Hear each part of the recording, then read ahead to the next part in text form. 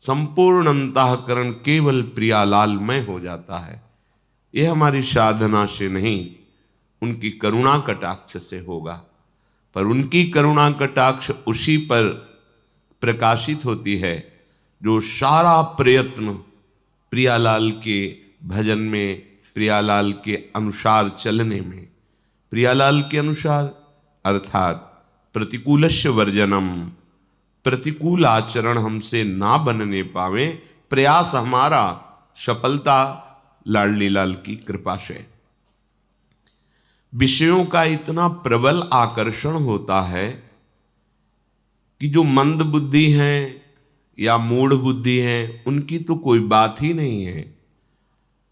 जो शास्त्र ज्ञान संपन्न है, बलात् विषय इंद्रियों को आकर्षित कर लेते, उनके भी महाराज धर्मस्वरूप युधिष्ठिर जी और उनके चारों भ्राता द्रौपदी जी और समस्त ब्रह्म ऋषि परिकर बैठा हुआ है, उसमें उपदेश कर रहे हैं युधिष्ठिर जी को। कह रहे हैं ह्रियते बुद्धिमानोपि नरो हारिभिरिन्द्रियैः विमूढ़ संज्ञो दुष्टास्वै रुदभ्रांतैरिव सारथि। हे युधिष्ठिर, समझदार जो हैं, ज्ञानी जन जो हैं, आत्मबोध संपन्न अलग बात हो गई, शास्त्र ज्ञान अलग बात है। ज्ञानी से संबंध यहां शास्त्र ज्ञानी से है, स्वरूप बोध से नहीं है। जैसे भगवान ने श्रीमद् भगवत गीता जी में कहा श्रद्धावान लभते ज्ञानम। अब ये बोध संपन्न ज्ञान नहीं है, अभी उसे मार्ग का ज्ञान हुआ। अब वो अपनी इंद्रियों पर शासन करके जितेंद्रिय हुआ। श्रद्धावान लभते ज्ञानम तत्परा संयतेंद्रिया। अब जब जितेंद्रिय हुआ, अब जो बोध हुआ उसे आत्मबोध कहते हैं। यही परम शांति का स्वरूप है। श्रद्धावान लभते ज्ञानम तत्परा संयतेंद्रिया ज्ञानम लब्ध्वा पराम शांति मचिरेणादि गच्छति। अब जो ज्ञान प्राप्त हुआ वो स्वरूप बोध है। स्वरूप बोध जिसको हो गया है तो वहां कोई गुंजाइश ही नहीं है, न विषय की, न इंद्रियों की, न मन की। नहीं स्वात्मा रामम विषय मृग तृष्णाम भ्रमयति। आत्मबोध प्राप्त हुए महापुरुष के हृदय में किंचन मात्र कभी कोई भी यहां से लेकर ब्रह्मलोक तक का भोग वैभव आकर्षण ही नहीं पैदा कर सकता। ये बोध संपन्न महापुरुष की स्थिति होती है। नहीं स्वात्मारामम विषय मृग तृष्णाम भ्रमयति। आत्माराम पुरुष कभी विषय मृग तृष्णा में भ्रमित नहीं होता। पर यहां जो ज्ञान का शब्द है वो शास्त्र ज्ञानी का है, अभी बोध नहीं हुआ है। तो कह रहे हैं हृते बुद्धिमानोपि नरो हारिभिरिन्द्रियैः। जो शास्त्र सिद्धांत को जानते हैं, जिन्हें शास्त्रों का ज्ञान है, उनकी भी इंद्रियों को विषय खींच लेते हैं। इतने बलवान विषय हैं। जहां इंद्रियां विषयों की तरफ आकर्षित हुई तो इंद्रियां इतनी बलवान हो जाती है कि वो मन को खींच लेती है। और जहां मन इंद्रियों के साथ भोग में विचरण करता है वहां बुद्धि भ्रष्ट हो जाती है। भ्रष्ट माने अपने सतमार्ग से गिर जाती है। इसलिए विचार शक्ति को प्रबल रखो। ऋषिजन महाराज युधिष्ठिर को समझा रहे हैं, विचार शक्ति को प्रबल रखो। ये विचार विवेक से होता है और विवेक साधु संग से होता है। जिसको सत्संग के द्वारा विवेक प्राप्त हो गया वो विचार करता है कि जिन भोगों के लिए हम लालायित हो रहे हैं उन भोगों को कोई बहुतायत में भोग रहा है पर वो भी अशांत है, उसकी भी और भोग भोगने की तृष्णा है। इसका तात्पर्य सुख नहीं है। अगर सुख होता तो हृदय कृतकृत्यता का अनुभव करता कि जिस भोग को हमने चाहा उसे भोगा तो अब कछु नाथ न चाही मोरे। अब नहीं, भोग लिया, देख लिया, बड़ा सुख है, लेकिन आज तक कभी किसी को ऐसा अनुभव नहीं हुआ। बस बार बार भोगने की इच्छा, नवीन भोग भोगने की इच्छा, ये विचार लुप्त हो गया। यहां कहते हैं विमूढ़ संज्ञो, मूढ़ता उसके हृदय में जागृत हो जाती। जो शास्त्र ज्ञानी, साधारण पुरुषों की बात नहीं कह रहे, ज्ञानी नाम अपि चेतांश देवी भगवती ही सा बलादा कृष्ण मोहाय महामाया प्रेक्षति। इसी की टीका गोस्वामी श्री तुलसीदास जी कहते हैं, जो ज्ञानिन कर चित अपहरई बरियाई विमोह बस करे। विमोह माने मूढ़ता। विमूढ़ संज्ञो दुष्टास्वई रुद्भ्रांतैरिव सारथी। वो ऐसी दुष्ट इंद्रियां हो जाती हैं कि जैसे कोई ड्राइवर नशे में हो जाए और मार्ग भूल जाए तो चला जा रहा है, कहाँ मुठभेड़ हो जाए, कहाँ गड्ढे में गिरा दे, ऐसी बुद्धि मंद हो जाती है, भ्रष्ट हो जाती है। अब उसको यही लगने लगता है कि ये तो कहने वाली बात है कि भजन में सुख है, आराधना में सुख है, सुख तो भोगों में ही है, ऐसी विमूढ़ता छा जाती है। इसलिए जो ज्ञानी पुरुष जनेन्द्री और रसेंद्री के भोगों में लगे हुए हैं, बहुत ध्यान देने योग्य बात कह रहे हैं। शिष्णोदर कृते प्राज्ञ करोति विगशम बहु मोह राग वशाक्रांत इंद्रियार्थ वशानुगाह। जिनका केवल एक ही लक्ष्य है, अच्छा अच्छा भोजन मिले और काम भोग करने की लालसा प्रबल करके उसी का चिंतन, उसी को भोगने में सुख का अनुभव, वो अज्ञानी पुरुष है। वो परमार्थ में नहीं है, वो रागी पुरुष है। विषयों का चिंतन और विषयों की क्रिया करना, विषय सामग्री को एकत्रित करके भोग भावना में रहना, विचार शक्ति नष्ट हो गई। अर्थात जो मनुष्य जीवन की दुर्लभता भगवत प्राप्ति के लिए कही गई, वो निकृष्ट भाव को प्राप्त हो गई। तिनते खर सूकर श्वान भले, जड़ता बस जे न कहें कछुए। उनसे सुअर कुत्ता गधा अच्छे। क्यों अच्छे? क्योंकि अपने कर्मों का भोग भोग कर ऊपर उठ रहे हैं, और हम मनुष्य शरीर में ऐसे आचरण कर रहे हैं कि अब हमें बहुत नीचे गिरना पड़ेगा। जहां विचार शक्ति लुप्त हुई तो दशा बदल जाती है अजितेंद्रीय पुरुष की, बड़ी दुर्गति को प्राप्त होता है। अभी तो पता नहीं चलता, जब उसका फल आता है, कर्म भोग का परिणाम आता है, तब त्राहिमाम मचता है हृदय में। कोई रास्ता दिखाई नहीं देता कि हम जिस रास्ते से चल करके अब अपने को बचा लें। सदिन्द्रियाणि विषयं समागच्छन्ति वै यदा, तदा प्रादुर्भवत्तेषां पूर्व संकल्पजं मनः। एक बात जीवन में बहुत अनुभव की हम बताते हैं, अपने विचार में संक्रामक विचार ना आने दे साधक, भगवत प्राप्ति के मार्ग का उपासक। अपने विचारों को सद्गुरुदेव के और शत शास्त्रों के विचारों से मिलाए, बस। अन्य के विचार हमें नहीं चाहिए।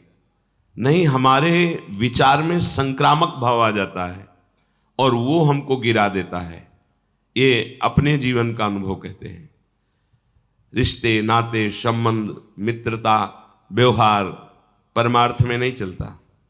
परमार्थ में सद्गुरु के विचार, शास्त्र का सिद्धांत अपने विचारों को नापने के लिए है कि मेरे विचार सही हैं या गलत, वो सद्गुरु की वाणी और शास्त्र वाणी से सम्मत करते हैं। हाँ ठीक है, बस। फिर किसी की सलाह, किसी के विचार, किसी का उपदेश अपने विचारों में नहीं आना चाहिए।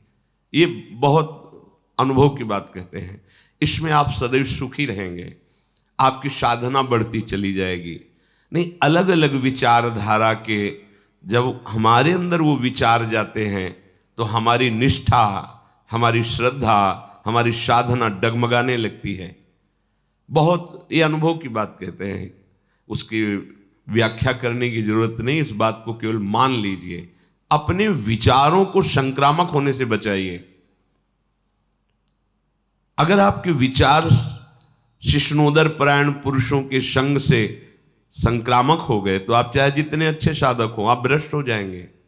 विश्वास कीजिए हमारी बात का। अपने विचारों को संक्रामक न होने दीजिए, दूर से। इसीलिए शास्त्रों में परमार्थ के साधक को असंगोहम पुरुषः, ये सिद्धांत सिद्ध करने के लिए कहा गया है। असंगोहम पुरुषः, बाहर से असंग और स्थूल शरीर, सूक्ष्म शरीर और कारण शरीर, तीनों से असंग, अर्थात स्वभाव, अंतःकरण और शरीर की चेष्टाएं सब मायाकृत हैं, अपने स्वरूप में स्थित। ना कोई स्त्री है, ना कोई पुरुष है, ना कोई मूढ़ है, ना कोई ज्ञानी है, एक ही परम तत्व सब रूपों में भास रहा है। बस बैठ जाओ चुपचाप अंतर में और इसकी सिद्धि कर लो। संक्रामक भाव नहीं। जाति पाति कुल कर्म धर्म व्रत संस्कृति हेतु, सेवक जी महाराज कह रहे हैं, अविद्यानाशी। अब जो ही कहें करें हम सोई, आयुष लिए चले निज दासी। ये जितना प्रपंच है ये माया अविद्या के द्वारा रचा हुआ है। उत्तम अधम ये वो, हम चले हैं अविद्या का नाश करके परमात्म बोध करने के लिए। प्रेम तभी प्रकट होता है जब आत्मस्वरूप का बोध हो जाता है, ये बात ध्यान रखना। महापुरुषों ने कहा पांचों भूले देह शुद्धि। देह शुद्धि विस्मरण का तात्पर्य है आत्मस्वरूप में स्थिति। जैसे सेवक जी महाराज को आत्मा हरिवंश प्रगट परमानंद। जब तक देहाशक्ति है तब तक परमार्थ का आनंद क्या है ये आपका अनुभव करने की सामर्थ्य नहीं, ना अंतःकरण में ना स्वभाव में। शुद्ध परमार्थ का जो स्वरूप है वो ये सब से अपना संबंध ना रखना है। इसी से खाते पीते उठते बैठते चलते फिरते सब चेष्टाएं दिखाई दे रही, लेकिन वो कुछ नहीं कर रहा।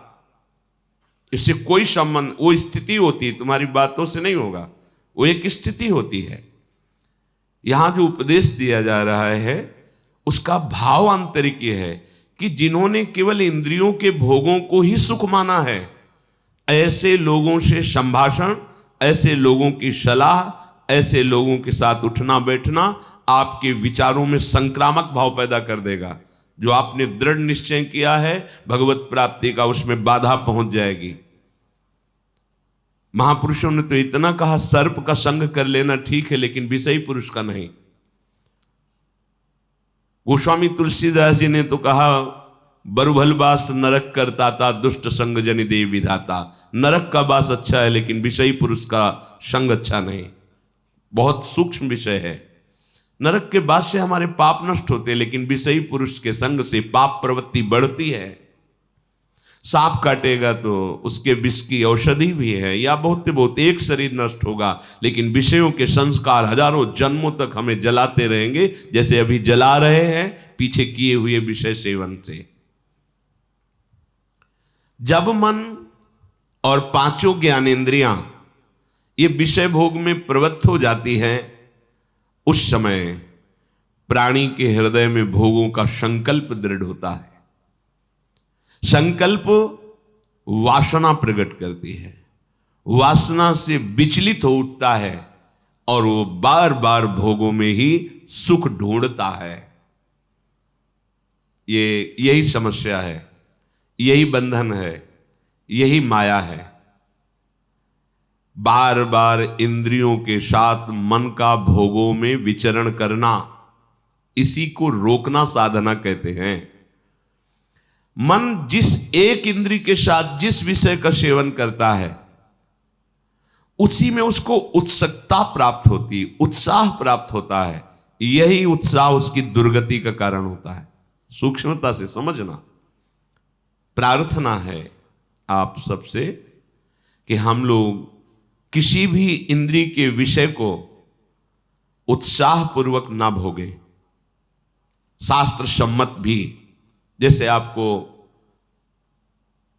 खान पान की सामग्री अच्छी से अच्छी सामग्री है, कम मात्रा में लीजिए, उदासीन होकर पाइए। भगवत प्रसाद है बस प्राण पोषण के लिए। अच्छा, ऐसा नहीं होना चाहिए। यही उत्साह है, इंद्रियां उत्सुक हो, आज ये उत्सुक हो गई।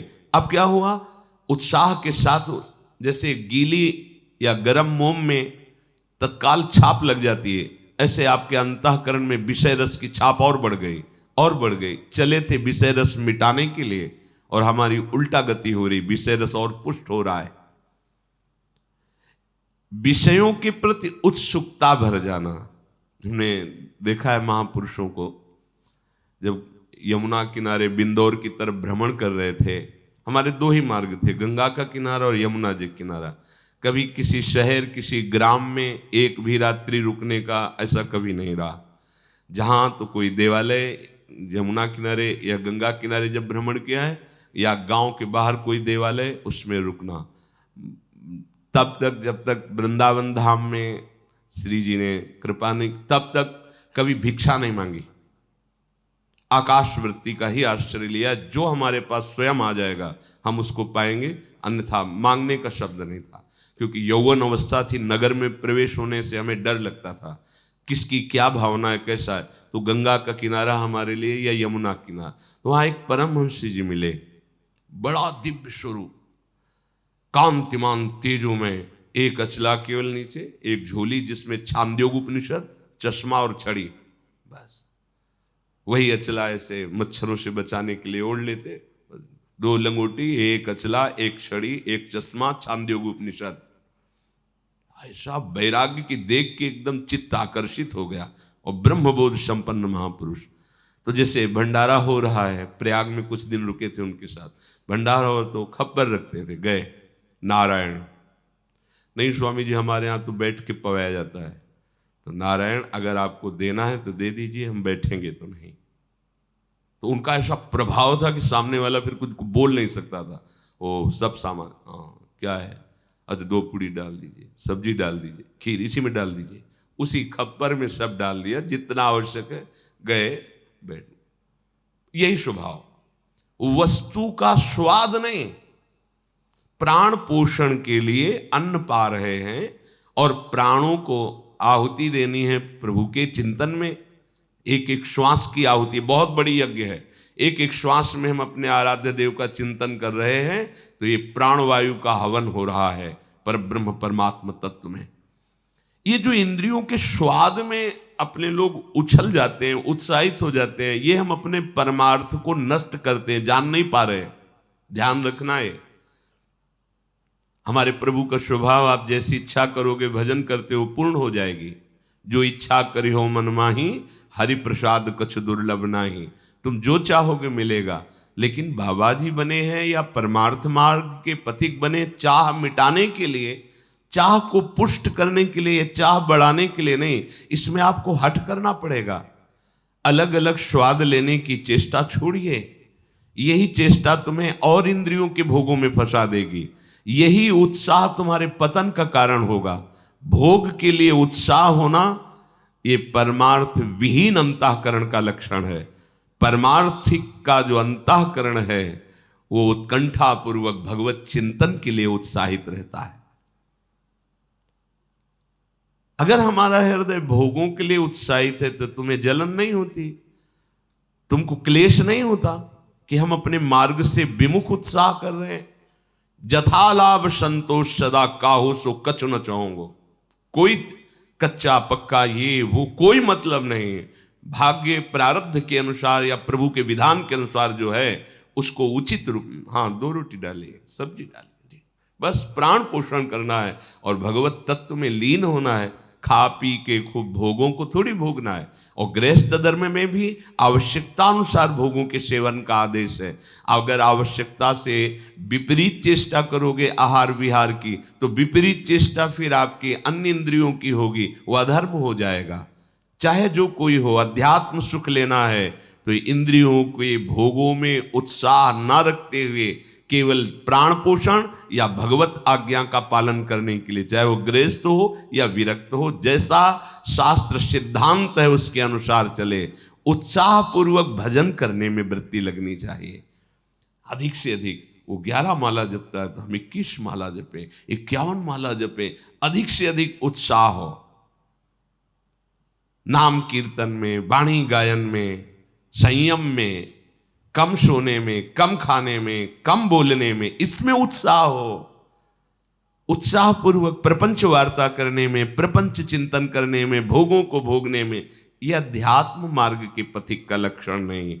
सबके अंदर इंद्रियों का विषयों के प्रति आकर्षण और उत्साह रहता है, इसी को नष्ट करना साधना है। मना कष्टान इंद्रियाणि प्रकृति स्थानि कर्षति, उसी को उल्टा करना है हमको, प्रकृति की तरफ नहीं परमात्मा की तरफ आकर्षित करना है। तो कमर कस के जब इस मार्ग में तुम चलोगे तो तुम्हें सहयोग मिलेगा, आराध्य देव का, गुरुदेव का बल मिलेगा, और उसी बल से हम आगे बढ़ते हैं।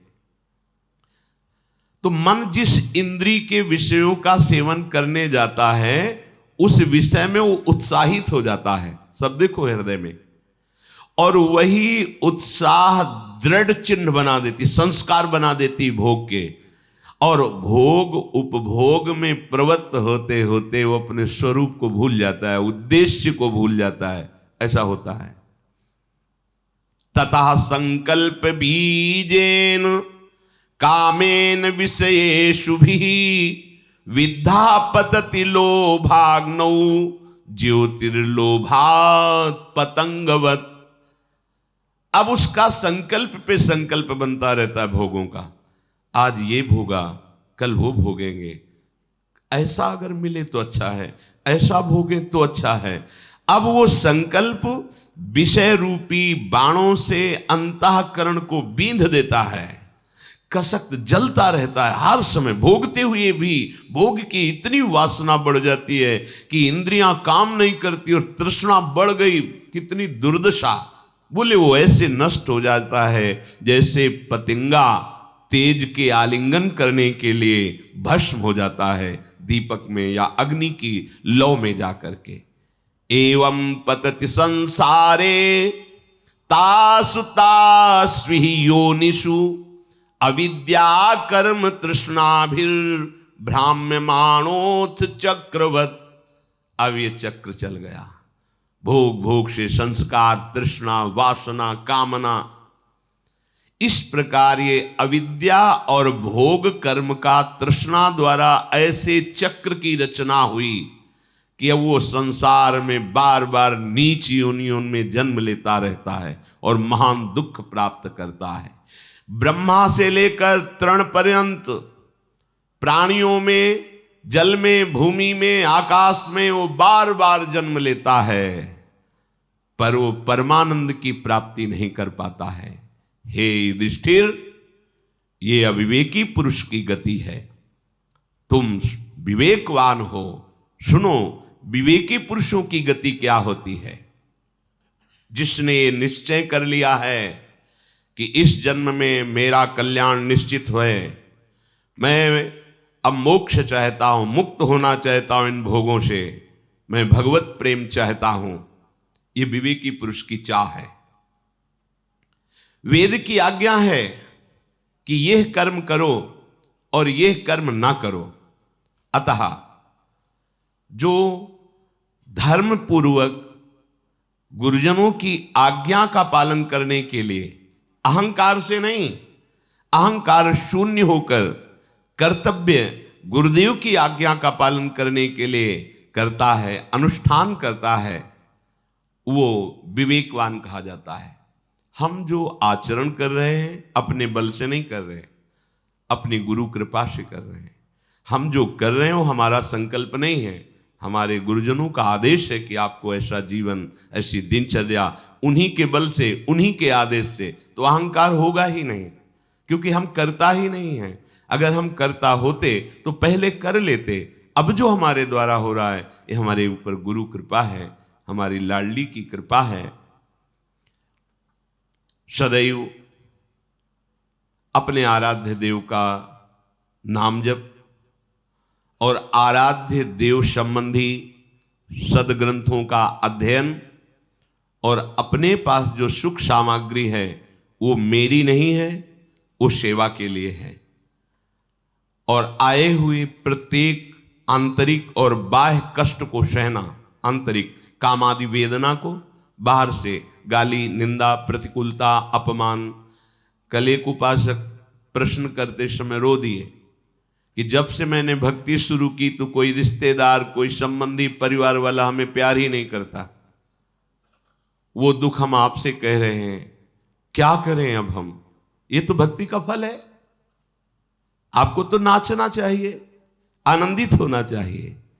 आपको धीरे धीरे प्रभु अपने में ला रहे हैं, अनन्य बना रहे हैं। मायाकृत जो मोह आकर्षण है वो अपने आप छूट रहा है। ये तो कृपा हो रही। हमारे भक्ति की सिद्धि है, मेरे तो गिरधर गोपाल दूसरो न कोई। तो ये हम कर नहीं पा रहे। मेरे प्रभु देखो कैसी कृपा करे कि कोई हमें प्यार नहीं कर रहा, कोई हमें ऐसा भाव नहीं दे रहा कि मैं आपका हूं। तो कितनी कृपा है। जैसे हमारी सिद्धि है, हे श्यामा श्याम आप मेरे हैं और मैं आपका हूं, आपके सिवा मेरा कोई नहीं है, मैं किसी का नहीं हूं। ये हमारी सिद्धि है, ये हमारी भूमिका है भक्ति की चरम अवस्था की। ये तो कृपा हो रही। अब अज्ञान के कारण उसे हम विपरीत मान करके रोएं, दुखी हों कि हमको संसार प्यार करे, ये धोखा है। तुम्हारी बुद्धि तुम्हें धोखेबाजी में फंसा रही है। यहां कौन है अपना? मेरा प्रभु इतना छलिया है कि वही विविध रूप रख करके छुपा छुपी का खेल कर रहा है। मुझे केवल पहचान रहा है, आप ही हो, आप ही हो, आप ही हो। बस जीवन मुक्त हो गए। एक ही प्रश्न है, प्रभु के सिवा कोई और नहीं, कोई और नहीं, प्रभु के सिवा कोई ठौर नहीं। बस अब वो जब कृपा करके आपको उठा रहे हैं तो आप रो रहे कि हमें तो कोई प्यार नहीं करता, हमारा तो सब बिगड़ता चला जा रहा है, हमें सब छोड़ते चले जा रहे। यही तो अध्यात्म का फल है। वैसे ही सब छोड़ देंगे तुम्हें, तुम किसी को साथ नहीं रख पाओगे, कोई तुम्हें साथ नहीं रख पाएगा। अंत ही तो ही तजेंगे पामर, तू न तजय अब ही ते, मन पछतई है और शर्बीते। तो जो आंतरिक क्लेश और बाह्य क्लेश, इनको सहना और अपने प्रति जो कोई अपराध करे उसे क्षमा करना, दंड देने की भावना ना होना, सदैव सत्य मार्ग का अनुसरण करना, मन और इंद्रियों को निर्विषय करना, ये है विवेकी पुरुष का लक्षण, ये है विवेक मार्ग। जो निष्काम भाव से ऐसा अनुष्ठान करे तो बहुत जल्दी उसको मोक्ष पदवी प्राप्त हो जाए, भगवत साक्षात्कार हो जाए। यदि सकाम भाव से करे तो सारी कामनाओं की पूर्ति हो जाए, फिर भी निष्कामता आएगी क्योंकि भागवतिक मार्ग है। अगर इन्हीं कर्तव्यों का अभिमान युक्त पालन किया जाए तो पतन होने की संभावना है। पूर्णतया तुम्हारा कोई संकल्प नहीं होना चाहिए। संकल्प आराध्य देव गुरुदेव का कर्तव्य रूप में जो मैं उपदेश मिला है उन्हीं के बल से पालन कर रहे हैं। बस ये बात समझोगे तो कभी अहंकार नहीं आएगा। चाहे सत संकल्प हो चाहे असत संकल्प हो, संकल्पों का करना ही बंधन कारक है। सत असत दोनों संकल्पों को शांत हो जाना। संकल्प रहित हृदय ही जीवन मुक्त महापुरुष है। कोई ना सत संकल्प है ना असत संकल्प है। जो सत है उसका संकल्प क्या, वो तो सत है ही। पूर्णतया संकल्पों का शांत हो जाना, इंद्रियों का भली प्रकार से वश में कर लेना, कभी भी किसी को कष्ट ना देने की भावना होना, सदैव गुरु की सेवा और आज्ञा में संलग्न रहना, साधन उपयोगी ही आहार करना, साधना में बाधा ना पहुंच जाए। ये खुद के अनुभव की बात है। जब सात्विक भोजन दाल रोटी पाई जाती है और इतना नहीं अधिक मात्रा में कि वो हमें प्रमाद में लगा दे तो भजन अच्छा होता है। और जब बहुत अच्छे अच्छे जो पदार्थ कहे गए वो पाए गए हैं तो देखा गया है कि बुद्धि भजन में कम लगती है और नाना प्रकार की प्रापंचिक वृत्तियां जागृत होती हैं। एकाग्रता पूर्वक देखा अंतःकरण में कि जब जिनको अच्छे पदार्थ कहते हैं वो जब खाए जाते हैं तो बुद्धि रजोगुणात्मक होकर प्रापंचिक चिंतन में उत्साह बढ़ाती है और जब सात्विक भोजन कम आहार किया जाता है तो भजन में निरंतर वृत्ति लगने का उत्साह बढ़ता है। इसीलिए यहां आदेश कर रहे हैं, कह रहे हैं यथा योग्य साधनोपयोगी आहार करना। कोई भी कुछ भी हो, संतोष से हमने सुना है, जैसे आपको पकवान या अच्छे पदार्थ बने हुए आप कम मात्रा में लीजिए, जितना रोज लेते हैं उससे भी कम मात्रा में, तो आपके अंदर कोई विकार नहीं होगा और प्राण पोषण हो गया। मानो आप 4 रोटी दाल सब्जी पाते हैं, किसी दिन पूड़ी पकवान बने, 2 पूड़ी लीजिए, थोड़ी सब्जी ले ली, हाँ थोड़ा सा मीठा ले, बस ठीक है, पाले, शाम के फिर रोटी पाले। अब दूसरे भाव में अगर हम पहुंचे तो पहले दिन तो 4 रोटी दाल पाते हैं, लेकिन जिस दिन अच्छे अच्छे पदार्थ तो यहां तक पा लिए। अब सारी की सारी ऊर्जा शक्ति पचाने में लगी हुई है, अब कब्ज हो गई है, गैस बन रही, भजन होगा भैया। पा के करोगे क्या, मलाई तो बनाओगे। और आप तो निर्मल सच्चिदानंद स्वरूप में स्थित होने के लिए निकले, बहुत सावधान। ये बार बार हम इसलिए करें कि यही हम फंस जाते हैं, खा खा के मर गए, अमरत्व को नहीं प्राप्त हुए। अगर उचित आहार और भजन करोगे तो अविनाशी स्वरूप हो, ये तुम्हें अनुभव में हो जाएगा, मरने का भय चला जाएगा। और आपसे अनुभव की बात कहते हैं कि कम आहार अधिक भजन तो बहुत बल देखा है, अध्यात्म बल, एकदम ऊर्जा शक्ति। कभी ऐसा किसी दिन महसूस नहीं हुआ कि आज उपवास किए हैं इसलिए, ऐसा कभी नहीं हुआ। क्योंकि ब्रह्मचर्य, अध्यात्म बल, एक अद्भुत ऊर्जा शक्ति। और जब डकार लेने की भी जगह नहीं रह गई है, पड़े रहो, इधर उधर टहलो, मानसिक चिंतन खराब हो। साधनोपयोगी उचित आहार और शास्त्रों का अध्ययन विचार पूर्वक, जो शास्त्र स्वाध्याय कर रहे, और भगवत समर्पण, देह, अंतःकरण, स्वभाव, सर्वस्व भगवत समर्पण। वो कल्याण को प्राप्त होता नहीं, वो कल्याण को प्राप्त हो गया है जिसका ऐसा जीवन है। पूरे संसार को जीतना होता है साधक को। एवं कर्माणि कुर्वन्ति संसार विजिगीषवः राग द्वेष विनिर्मुक्ता ऐश्वर्यम देवता गताः। जो बुद्धिमान साधक, संसार को जीतने का मतलब क्या होता है? संसार को जीतने का मतलब आप हमसे मिले लेकिन आपका चिंतन नहीं होगा, आपका ध्यान नहीं आएगा। हजारों मिलो, व्यवहार होगा आपसे, बात करेंगे, प्रणाम नमस्कार उत्तर देंगे, लेकिन आपसे हटते ही अपने स्वरूप में स्थित। उसके लिए प्रयास नहीं है कि अब आप गए तो आपका चिंतन, आपने क्या कहा था, आप बड़े मित्र हैं, आप बड़े कुछ नहीं, बिल्कुल खत्म, हुआ ही नहीं हमारा आपका संयोग। तटस्थ भूमिका, प्रश्न उत्तर, बातचीत, व्यवहार जैसे होता है बिल्कुल वैसे ही सम्यक, लेकिन इतना सावधान कि हमारे कैमरे में तुम्हारी फोटो नहीं आएगी और तुम्हारी बात नहीं आएगी। हमारा कैमरा फुल है, खाली नहीं है। पिय मूर्ति नयनन बसय तेहि रस राय समाय, ये लक्षण सुन प्रेम के और न कछु सुहाय, और न कछु सुहाय फिरे अपने मद मातो, कुटुम देहते जाय छूट सब ही विधि नातो। नहीं तो स्वभाव है अंतःकरण का। आप देख लेना, आप जिससे मिलोगे उसकी बार बार स्मृति, उसका रूप, उसकी बात या तो द्वेषात्मक या तो रागात्मक। और बहुत अच्छा आदमी, बहुत बुरा आदमी, हमने क्या बिगाड़ा था, उसने ऐसा क्यों कहा, बार बार चिंतन, ये नहीं होता। ये अच्छे उपासकों में नहीं होता।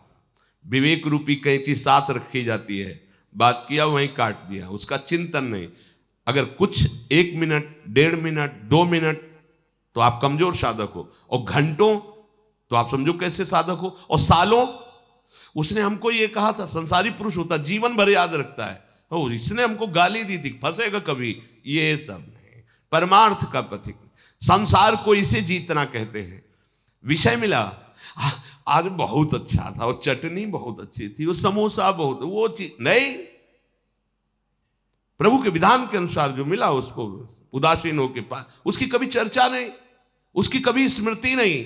अगर चर्चा और स्मृति है तो उसने तुम्हें जीत लिया, रागपूर्वक या द्वेषपूर्वक। बहुत कड़वी सब्जी थी, खीर तो बढ़िया थी, कोई रागात्मक अनुकूलता, कोई ये साधक का जीवन नहीं, ध्यान रखना। दोनों एक में मिला दी, खीर और सब्जी, राधा वल्लभ श्री हरिवंश, जितना उधर में उसका चिंतन, मन कहेगा अरे चुप, अलग स्वाद लो, मखनी दाल का अलग, उसका अलग, अलग अलग, मिलने न पावे। हाँ, और यहां से अलग अलग कर पाओगे? यहीं सब जाकर के एक ही में जाना है। ये केवल फसाव है, फसाव। राधा वल्लभ श्री हरिवंश, बस ध्यान रखो, ये छोटी बात नहीं है। यही छोटी बात बड़ी बात कर देती है। यही छोटी बात हमको बड़ी गलतियों में पहुंचा देती है। पूरे संसार को जीतना है उपासक को, पूरे संसार को यही जीतना है। कोई भी अनुकूल प्रतिकूल मान अपमान हमारे चिंतन को न ले पावे। आप देखो अपने चिंतन को, समझाने की जरूरत नहीं। अब अगर अच्छे उपासक हो तो अंतर्मुख होकर देखो क्या चल रहा है। अगर प्रभु के शिवान्य कोई चिंतन चल रहा है, वस्तु व्यक्ति स्थान, तो रागात्मक या द्वेषात्मक दो ही होगा। फिर क्या है, वही प्रपंच है? नहीं, हमें मिटाना है ये चिंतन। जो ऐसा, तो राग द्वेष मुक्त हो करके देव स्वरूप हो जाता है। देव भगवान को कहते हैं, भगवत स्वरूप हो जाता है। हे कुंती नंदन, तुम ऐसा चिंतन मत करो कि तुम्हारे पास धन नहीं, तुम्हारे पास भोग सामग्री नहीं, तो हम ऋषि लोग चले जाएं। मन और इंद्रियों को भली भांति वश में करके तपस्या द्वारा महान योग जनित परमानंद धन को प्राप्त करने की बात करो।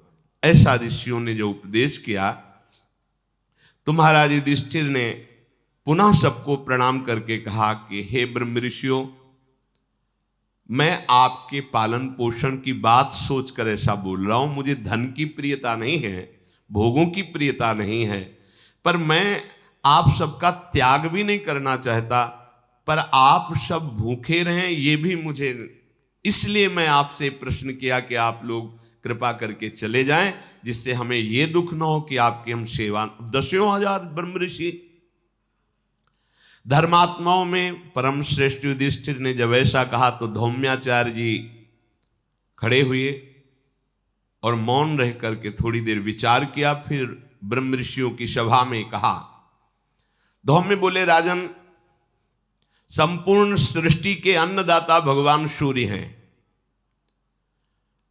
अगर वो उदय ना हो तो अन्न ही पैदा ना हो, उन्हीं से होता है, उन्हीं से अंकुरण होता है, उन्हीं से पोषण होता है, उन्हीं से फसल पकती है। वही जब शुष्कावस्था भूमि में करते तो उसमें बल आता है, वही जल देकर उसमें सींचते हैं। भगवान सूर्य की ही कृपा से अन्न का पोषण होता है।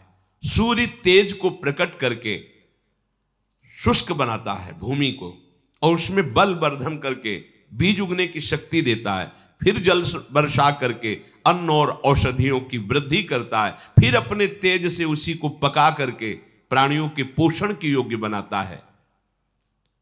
इसलिए अब आप उदास मत हो, मैं आपको एक स्तोत्र बताता हूं, जिसका तुम अनुष्ठान करके जो चाहोगे प्राप्त हो जाएगा।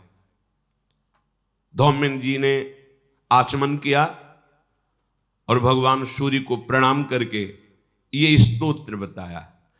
इस स्तोत्र की बड़ी महिमा आगे वर्णन की गई है कि जिसको धन की चाह हो या संकट निवृत्ति की चाह हो, अगर इस स्तोत्र की कोई चाह न करके गायन करे, सूर्य उदय हो रहा है और आप प्रणाम करके स्नान करके तिलक आदि लगाकर इस स्तोत्र का गाय, तो कभी दरिद्रता नहीं आ सकती, कभी अन्न की कमी नहीं हो सकती। अगर कोई संकल्प करते हैं धन आदि का या संकट निवृत्ति का, इससे निश्चित पूर्ण हो जाता है।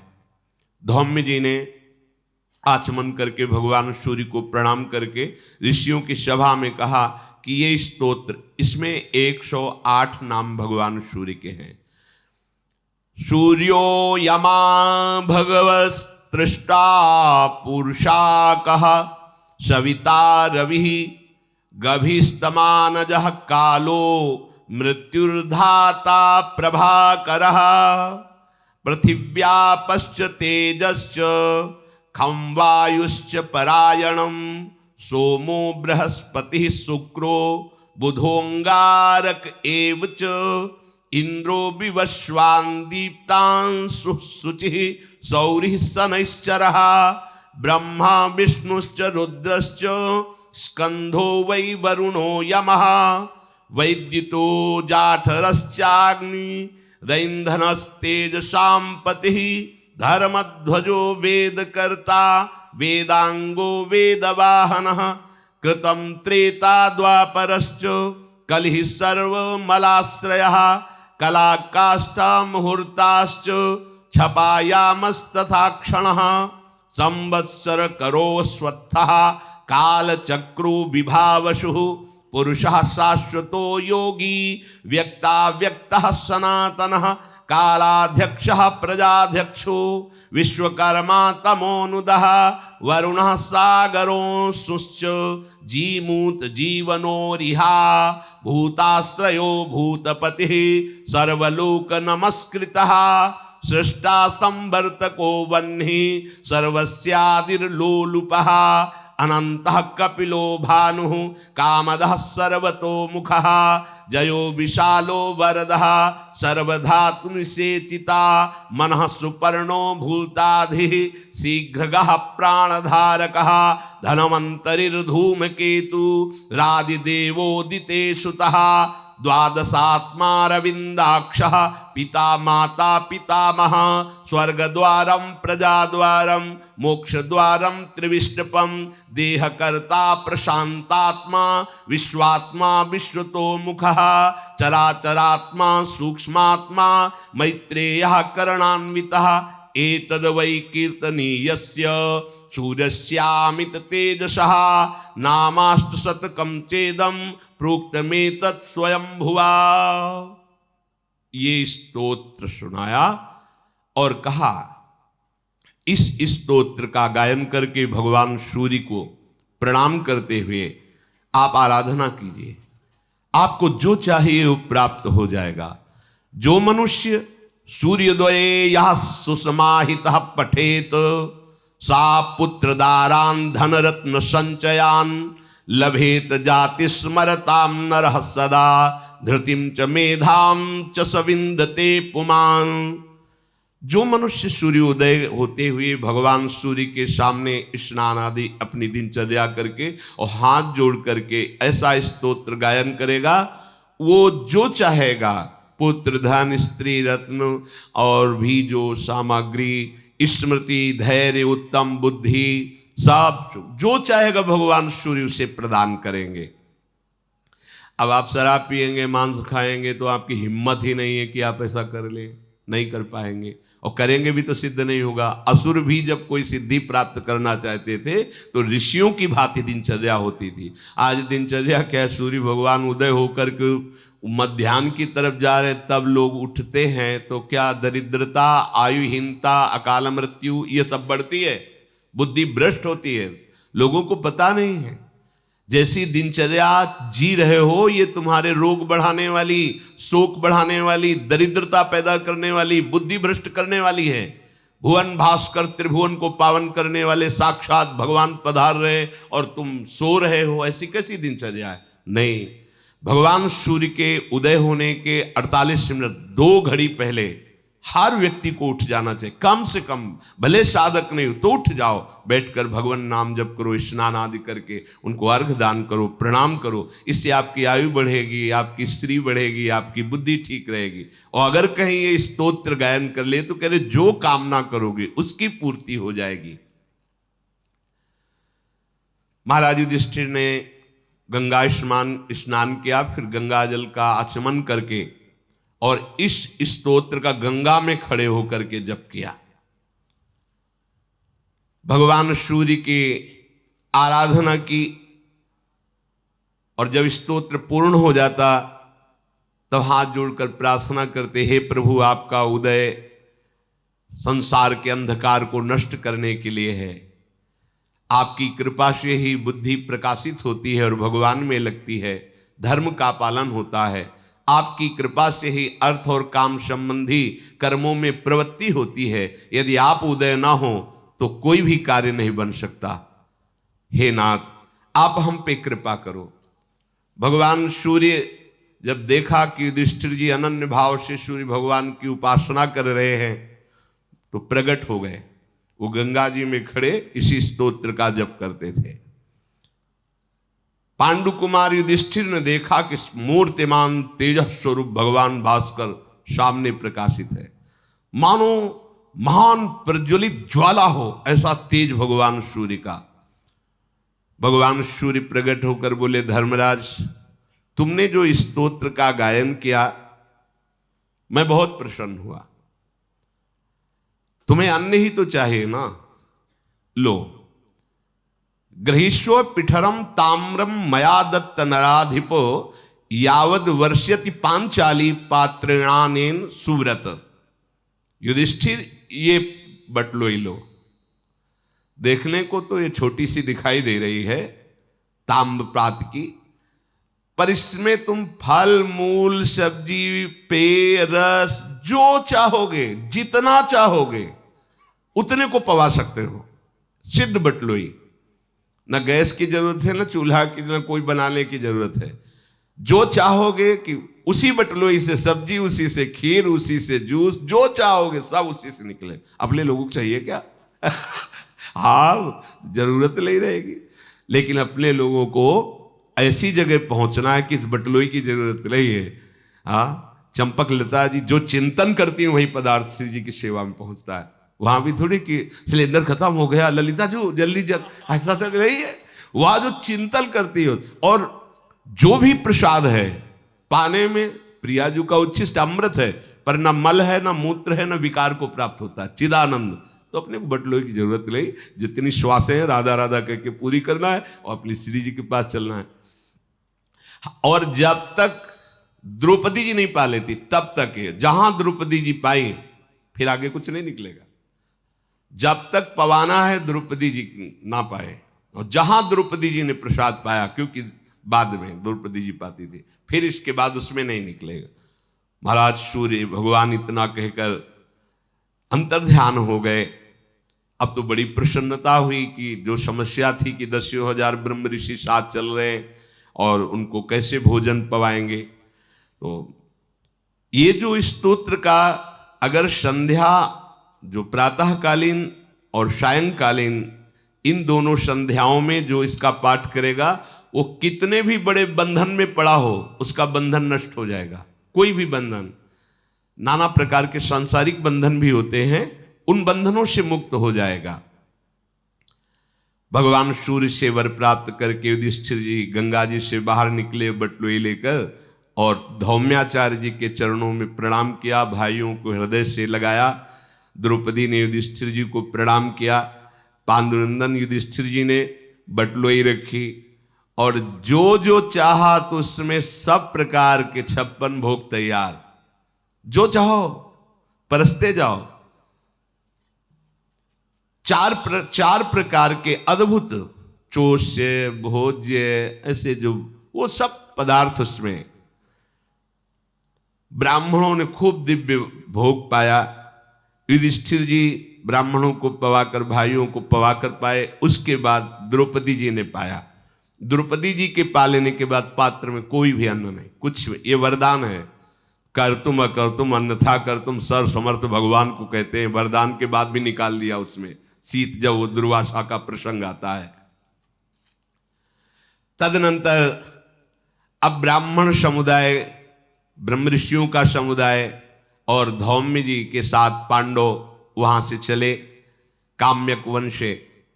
जब पांडव हस्तिनापुर से निकल के गए थे, तब से महाराज धृतराष्ट्र का मन बहुत जल रहा था और घबरा रहा था।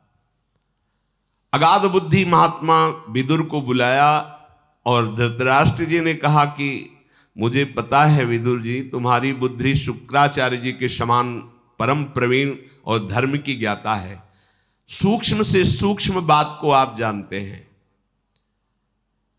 हम सब तुम्हारा सम्मान करते हैं। मेरा हृदय बहुत जल रहा है, क्या होगा मेरा? आप बता सकते हो कि इस समय मुझे क्या करना चाहिए? हमारा जो कर्तव्य हो आप आदेश करो। ये पूर्वासी लोग हमारी निंदा करते हैं, ऐसा गुप्तचरों ने बताया। तो कोई ऐसा उपाय बताओ जिससे पांडव लोग हमारा सर्वनाश ना कर दे, प्रजा विरोध में ना खड़ी हो जाए, मेरा हृदय भी शीतल हो जाए। विदुर जी ने कहा, महाराज आप धर्म अर्थ और काम तीनों प्रकार की प्राप्ति का जो मूल कारण है उसका तो त्याग कर दिए हैं, सत्य मार्ग, तो आपका हृदय जलेगा नहीं और क्या होगा। धर्मात्मा पुरुष सत्य धर्म को ही जड़ बताते, आपने तो जड़ उखाड़ दी। महाराज अभी आपकी बुद्धि काम कर रही है कि आप हमसे प्रश्न कर रहे हो कम से कम, तो आपसे मैं हाथ जोड़ के प्रार्थना करता हूं, पांडु पुत्रों का पालन कीजिए, नहीं तो आपका सर्वनाश हो जाएगा। ये पापात्मा तुम्हारा पुत्र दुर्योधन दुशासन जो किया है ना द्यूत सभा में, विश्वास करो हमारी बात पे, उसे ब्रह्मा भी नहीं बचा सकते। अब यदि आप कुंती नंदन युधिष्ठिर को आदेश करेंगे तो वापस आ जाएंगे, क्योंकि वो आपके आदेश को नहीं काटते। कपट पूर्वक आपने पराजित किया, बल पूर्वक विनाश वो आपका करेंगे। दुरात्माओं द्वारा पांडवों के प्रति जो अपराध हुआ, दुर्व्यवहार हुआ, उसकी शांति का उपाय हम बताते हैं। घोषित कर दो कि दुर्योधन का त्याग कर दिया गया, हस्तिनापुर से निकाल दिया गया, और निकाल दो उसे, और पांडवों को सम्मान के साथ आप चलो और हम चलते हैं, भीष्म जी चलते हैं, उनको मना के लाते हैं। यही उपाय है जिससे आप बच सकते हो। दुर्योधन का त्याग करो, जिससे उनकी गुस्सा शांत हो जाएगी पांडवों की, आपका यश निर्मल हो जाएगा, आपके कुल का विनाश नहीं होगा। और शकुन के लिए आदेश कर दो कि कभी हस्तिनापुर में प्रवेश नहीं करेगा। ऐसा करने पर आपके पुत्रों को राज्य भी मिलेगा और आपका यश भी होगा, इसी में आपकी शांति होगी। मैंने साफ कह दिया कि ये दुर्योधन और शकुन दोनों को हस्तिनापुर से निकाल दो। राजन, मैंने जो आपको बात कही है धर्मयुक्त कही है, और ये पश्चाताप का अवसर है, आप कर लीजिए अपना प्रायश्चित। दुर्योधन और शकुनी को निकाल दीजिए, पांडवों को विनय पूर्वक ले आइए। धृतराष्ट्र जी को गुस्सा आ गया। उनका विदुर मैं तो आज तक समझता था तू मेरा भाई है और मेरा हितकर वचन बोलेगा, मेरे पुत्र के लिए तुम कह रहे हो निकाल दो। मेरा मन और जल गया तुम्हारी बात सुन करके। जब बुद्धि विपरीत होती है तब ऐसा होता है, बुरी दशा आने के पहले बुद्धि बदली जाती है। इस समय तुम जो कह रहे हो मैं समझ गया, तुम पांडवों के पक्षधारी हो। आज की बात से मैं समझ गया तुम मेरे नहीं हो, मेरे हितैषी नहीं हो, तुम पांडवों का पक्ष लेने वाले हो और मुझे उपदेश कर रहे हो कि पुत्र का त्याग कर दो। मैं अभी तक तुम्हारा सम्मान करता रहा, आज मैं कुटिलतापूर्ण सलाह से समझ गया कि तुम्हारी स्थिति क्या है। जाओ अभी इसी समय तुम मेरे राज्य से निकल जाओ, चलो सभा से बाहर निकलो। अब राजा है, मैं तुम्हारा त्याग करता हूं। स्वामी धृतराष्ट्र जी हैं, जैसा आदेश करेंगे वैसा होगा। महाराज धृतराष्ट्र ऐसा आदेश देकर उठे और महल के भीतर चले गए। गंगा जी के तट पर साथियों सहित कुरुक्षेत्र में ब्रह्म ऋषियों के साथ पांडव पहुंच चुके हैं। सरस्वती, दृषद्वती, फिर यमुना जी के किनारे वनों में भ्रमण कर रहे हैं। मरुभूमि वन्य प्रदेशों की यात्रा करते हुए काम्यक वन का दर्शन किया, जहां बहुत से ऋषि मुनि विराजमान थे। बहुत सुंदर सुंदर लुभायमान वृक्ष, लता, पशु पक्षी और बड़े बड़े मुनिजन। तो मुनियों ने महाराज युधिष्ठिर को बैठाला और बहुत सांत्वना पूर्वक उनको उपदेश किए। विदुर जी ने देखा कि धृतराष्ट्र जी की बुद्धि तो बदली हुई है, अब निकलने का आदेश कर दिया। सोचा आप चलो पांडवों के पास ही चलते हैं। तो एक रथ से काम्यक वन में गए। सूचना मिली कि युधिष्ठिर जी अमुक ऋषि के आश्रम में, वहां पहुंचे। विदुर जी ने देखा धर्मात्मा युधिष्ठिर एकांत में ब्रह्म ऋषियों के बीच में शोभायमान हो रहे हैं। द्रौपदी और चारों भाई और बहुत से ब्रह्म ऋषि घेरे हुए हैं। महाराज युधिष्ठिर ने देखा कि बड़ी उतावली के साथ विदुर जी आ रहे हैं। भीमसेन से कहा आप क्या करने आ रहे हैं ये, क्योंकि जय बार आए हैं तय बार हमारी पतित बुद्धि की गई है, यही तो जाके बुला रहे कि चलो महाराज बुला रहे हैं। अब किस लिए बुलाया है? हाँ ऐसा हो सकता है शकुनी ने फिर धृतराष्ट्र जी को अपने पक्ष में करके भेजा होगा कि अभी पांडवों के पास अस्त्र हैं, उनको आकर के द्यूत कीड़ा में छीन लिया जाए।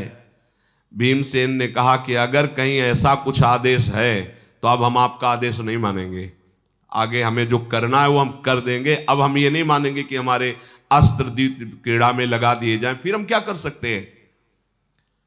सब ऐसे विचार में ही थे कि विदुर जी आगे तो उठकर खड़े हुए, युधिष्ठिर पांडव स्वागत सत्कार किया। विदुर जी ने ब्रह्म ऋषियों को प्रणाम किया, पांडवों ने आसन देकर बैठाला और कहा, महाराज धृतराष्ट्र सुखी हैं, आप सुखपूर्वक रह रहे हैं। विदुर जी ने कहा, अजात शत्रु तुमसे वैर करके कौन सुखी रह सकता है। विदुर जी ने कहा कि आज कोई ऐसी स्थिति वहां नहीं दिखाई देती जिसे हम सुख कह सकते हैं, और मेरे लिए जो हितकर बात थी मैंने धृतराष्ट्र से कहा, पर उनको जमा नहीं, उनकी रुचि नहीं, उन्होंने मुझे निकाल दिया। मैं दोनों पक्ष का परम कल्याण चाहता हूं युधिष्ठिर, लेकिन महाराज धृतराष्ट्र को इतना अपने पुत्र से मोह है, जैसे रोगी को हितकर भोजन अच्छा नहीं लगता, कुपथ ही अच्छा लगता है, ऐसे धृतराष्ट्र जी को नाश वाली बातें अच्छी लगती हैं जिससे विनाश हो। धृतराष्ट्र जी ने कुपित होकर मुझसे कहा है कि तुम्हारा हम त्याग करते हैं, तुम हमारे नगर हस्तिनापुर से चले जाओ। धृतराष्ट्र जी ने मुझे त्याग दिया है तो मैं तुम्हें केवल उपदेश देने आया हूं, तुम्हारे पास नहीं रहना चाहता। मैंने जो बड़े बड़े संतों से और धर्म का भाव जाना है वो मैं तुम्हें बता रहा हूं। देखो, चाहे जितना तुम्हें कष्ट मिले तुम क्षमा का ही आश्रय लेना, क्रोध मत करना। अनुकूल अवसर आएगा तो भगवान सब अपने आप संभाल देंगे, जो करवाना है कर, लेकिन आप हृदय में जलना मत, क्षमा रखना। मन को वश में रखने वाला पृथ्वी की क्या संपूर्ण लोकों पर विजय प्राप्त कर लेता है। मन पर जिसने विजय प्राप्त कर ली वही विजेता है। पांडुनंदन, व्यर्थ की बकवाद करने वाला कभी सुखी नहीं होता, सुखी होता है सत्य और कम भाषण करने वाला। सहायक भाई बंधुओं के साथ बैठ करके जो धर्म पूर्वक चर्चा करता है वो आगे चल करके संपूर्ण जगत का पूज्य बन जाता है। ऐसा बर्ताव करना कि किसी को भी कष्ट ना हो, तो तुम्हारी उन्नति प्रतिदिन वन में ही प्रारंभ हो जाएगी। युधिष्ठिर बोले, विदुर जी मैं तो सदैव आप गुरुजनों के द्वारा सिखाए मार्ग पर चलता हूं, सावधान होकर चलता हूं, पर काल ने ऐसा अवसर उपस्थित कर दिया है। विदुर जी पांडवों से कहा कि बस तुम धर्म पे चलना, दुखी मत होना और अपने मन को सदैव प्रभु में लगाना। अब महाराज जब विदुर जी को ऐसा बोलकर धृतराष्ट्र जी गए तो चिल्ला चिल्ला के रोने लगे, क्योंकि हृदय इतना जलाना।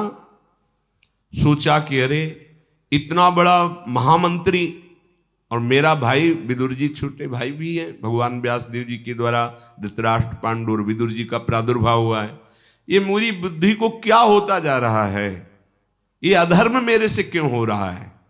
भगवत विमुख होने पर ऐसा ही होता है, आप जितना संभालने की कोशिश करोगे उतने नष्ट होते चले जाओगे, और भगवत सन्मुख रहोगे, आपका कोई विनाश करना चाहे गिराना चाहे, वो जितना गिराएगा आप उतना उठते चले जाओगे। पांडवों के पक्ष में यदि विदुर जी जाके उनके साथ रहने लगे तब तो मेरा नाश हो ही जाएगा। तो अपने प्रिय संजय जी को बुलाया और कहा, संजय, विदुर जी मेरे भाई हैं, महामंत्री हैं, सुहृद है, साक्षात धर्म है, पर पता नहीं मेरी बुद्धि को क्या हो गया कि मैंने उनको निकाल दिया। अब मैं ये समझ रहा हूं कि अगर विदुर जी राजी नहीं हुए तो बहुत जल्दी मेरा नाश हो जाएगा। इसलिए मैंने निश्चय किया है कि विदुर जी को यहां लाया जाए सम्मान पूर्वक, अगर नहीं आए तो हम प्राण त्याग देंगे। धृतराष्ट्र जी ने कहा। संजय ने कहा, चलो आपकी बुद्धि अभी ठीक निर्णय तो कर रही है, मैं अभी जाता हूं काम्यक वन में जहां पांडव विराजमान हैं। संजय वहां गए, देखा युधिष्ठिर जी मृगचर्म धारण किए हुए ब्रह्म सभा के बीच में बैठे और विदुर जी धर्म का उपदेश कर रहे हैं। महाराज युधिष्ठिर ने देखा कि संजय जी आए, संजय जी का आदर करके सुखपूर्वक बैठाला और कहा, आने का कारण, यहां आपके आने का कारण क्या है। संजय ने कहा, विदुर जी महाराज धृतराष्ट्र के आंसू नहीं बंद हो रहे, वो आपका स्मरण करके रो रहे हैं। आप जल्दी चलिए और उनको जीवन दान दीजिए। कुरुकुल को आनंदित करने वाले पांडव, आप इनको प्रेरित कीजिए। अगर विदुर जी नगर में नहीं गए तो धृतराष्ट्र जी ने कहा हम अपने प्राण त्याग देंगे। युधिष्ठिर जी ने विदुर जी से कहा अब आप तुरंत जाइए और बड़े पिताश्री को सुख पहुंचाइए और उनको ऐसा उपदेश कीजिए जिससे सब भाई हमारे सुरक्षित रहे, अर्थात कौरव भी सुरक्षित रहे। युधिष्ठिर जी की प्रेरणा से धृतराष्ट्र के पास विदुर जी शीघ्रगामी रथ के द्वारा आए। धृतराष्ट्र जी हृदय से लगा के रोए, विदुर जी मुझे क्षमा कर दो। धृतराष्ट्र ने कहा विदुर जी तुम मेरे भाई हो, इस भाव से मैं क्षमा मांगता हूं, वैसे तो क्षमा लायक नहीं आपको ऐसे कठोर शब्द बोले। विदुर जी तुम निष्पाप हो और मैंने तुम्हारे साथ ऐसा बर्ताव किया, बार बार कहता हूं क्षमा करो। विदुर जी ने कहा महाराज ऐसा कह करके मुझे लज्जित मत करो, मैं तो आपका दास हूं, चाहे जितनी बार डांटो आपकी आज्ञा में ही रहूंगा। आपने कहा निकल जाओ तो निकल गए, आपने बुलाया तो हम आ गए। विदुर जी और धृतराष्ट्र जी आपस में जो मन में क्लेश था उसको मिटाया। विदुर जी आ गए हैं, धृतराष्ट्र जी को बड़ा सुख मिला, पर दुर्योधन जल गया। ये आ गया पांडवों का पक्ष लेने वाला। फिर विदुर हमने तो समझा था निकल गया तो कांटा निकला। शकुनी, कर्ण और दुशासन और भाई मिलकर के संगोष्ठी की कि विदुर जी, भीष्म जी ये दो ऐसे हैं जो कभी हमारी बात सफल नहीं होने देंगे। तो एक तो टूट गए थे तो समझा चलो ठीक निकल गए, लेकिन फिर बुला लिए गए। क्या होना चाहिए? पिताजी का ये पक्षधर मंत्री विदुर वापस आ गया। अब ये पांडवों का अंदर से बहुत सुहृद और प्यार करता है। हमें लगता है पिताजी को फिर समझाना चाहिए कि इसको फिर निकाल दो। कर्ण ने कहा ऐसा नहीं हो सकता धृतराष्ट्र जी, अब दोबारा ऐसा नहीं बोल सकते। तो बोले क्या किया जा सकता है? अगर विदुर जी रहे तो पांडवों की हित की बात कहते रहेंगे, और अगर पांडव वापस आ गए तो हम अपने पिता के सामने जहर खा करके आत्महत्या कर लेंगे, दुर्योधन ने कहा। शकुनी बोला राजन तुम क्या नादान बच्चों जैसी बात करते हो, जानते नहीं पांडव सत्य प्रतिज्ञा, अगर उन्होंने प्रतिज्ञा कर ली 12 वर्ष का वनवास, 1 वर्ष का अज्ञातवास, तो अब किसी की भी आज्ञा ना होने पर वो अपनी प्रतिज्ञा को नहीं तोड़ सकते। ये मुझे विश्वास, अधर्मियों को भी विश्वास है युधिष्ठिर पर। अपनी सुंदर आंखों से रोष प्रकट करते हुए कर्ण ने कहा दुशासन, शकुनी और दुर्योधन, मेरा मत यह है कि हमारी पूरी सेना और हम चले वहीं उनको मार डालें पांडवों को, इससे सब झंझट खत्म हो जाए। जंगल में है वो, तो मेरी राय है कि कवच पहनो और अभी अस्त्र शस्त्र लो, अभी चलते पांडवों का नाश कर देते हैं। जब वो मर जाएंगे तब कोई समस्या ही नहीं रह जाएगी। जब तक वो जीवित हैं तो क्लेश पर क्लेश मिलता रहेगा। कर्ण की बात सुन करके दुर्योधन, दुशासन फूल गए। हाँ ये सलाह बहुत अच्छी है। और वो पूरी तैयारी के साथ वन को जाने लगे तो भगवान व्यासदेव जी प्रकट हो गए और श्री कृष्ण द्वैपायन व्यासदेव जी लोक पूजित हैं। धृतराष्ट्र के पास गए, प्रज्ञा चक्षु धृतराष्ट्र से कहा मेरी बात सुन, अपने पुत्रों को रोक, अगर वहां पहुंच गए एक भी जिंदा वापस नहीं आए, क्योंकि ब्रह्म ऋषियों से सुरक्षित और अस्त्रों के ज्ञाता पांडव फिर इनको क्षमा नहीं करेंगे। तुम भी हमारे पुत्र हो और पांडु भी हमारे पुत्र, तो पांडव भी हमारे हुए। ये छल पूर्वक तुमने जो जुए में हराया है, बस इतना समझ लो कि मैं तुम्हें शाप नहीं दे रहा पुत्र होने के कारण। 13 वर्ष तक वो अपनी प्रतिज्ञा में रहेंगे। किसी भी तरह का उनको विक्षेप मत डालिए, अपने पुत्रों को रोकिए। ये पापात्मा तुम्हारा दुष्ट पुत्र पांडवों का वध करने के लिए जा रहा है। तुम इस मूड को नहीं रोका तो वनवासी पांडव सर्वनाश कर देंगे तुम्हारा। भगवान व्यासदेव जी ने धृतराष्ट्र जी से ऐसा कहा। धृतराष्ट्र ने कहा भगवान जुए का खेल मुझे भी पसंद नहीं था, पर हमें लगता है विधाता ने बलपूर्वक हमसे ऐसा करवाया है, क्षमा कीजिए। ना भीष्म जी चाहते थे, ना द्रोण जी चाहते थे, ना विदुर जी चाहते थे, और मैं भी नहीं चाहता था कि जुआ हो। तो हुआ किसकी? तुम्हारी आज्ञा से तो हुआ है, पर वो मुझे भी अच्छा नहीं लगा ये जुआ में ऐसा खेल। पर युधिष्ठिर की भी रुचि थी, इसलिए जुआ हो गया। भगवान, मैं ये जानता हूं कि दुर्योधन बड़ा दुष्ट है, पर हमें इतना पुत्र से प्यार है कि सबकी बातें मुझे कड़वी लगती है, मैं उसको त्याग नहीं सकता। भगवान व्यासदेव जी से धृतराष्ट्र ने कहा, यदि आप हम पर अनुग्रह करने के लिए आए तो आप ही दया करके दुर्योधन को समझा दीजिए। त्याग तो हम नहीं पाएंगे, अगर वो उसकी बुद्धि बदल जाए तो सब ठीक हो जाएगा। व्यास जी ने कहा कि हम तो इससे बात नहीं करेंगे।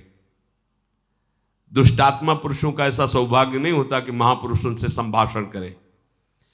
पर भगवत प्रेरित महामुनि मैत्री जी पधार रहे हैं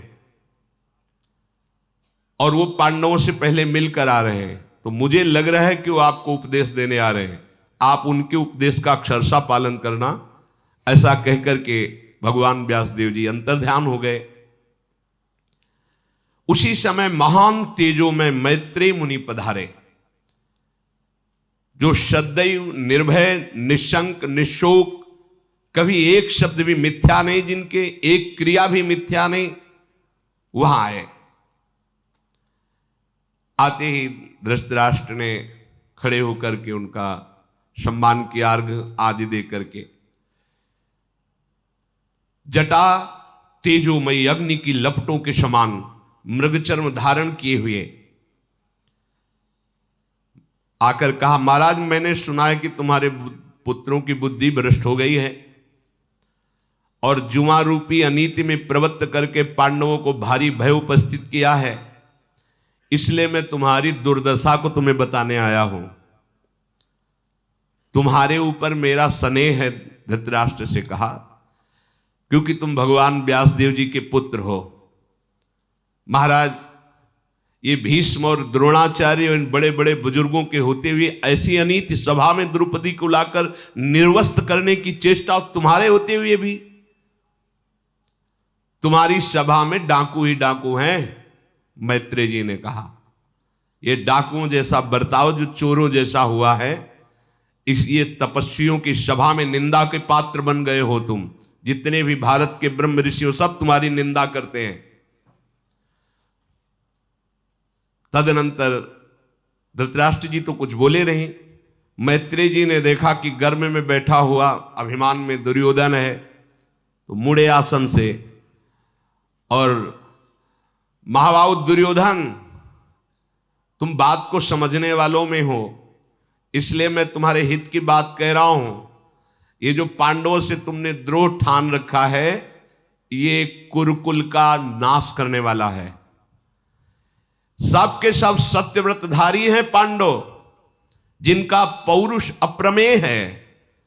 इच्छा अनुसार बल धारण करने वाले हिडिंब को परास्त कर दिया, जिन भीम ने बक नाम के राक्षस को जिन्होंने मारा।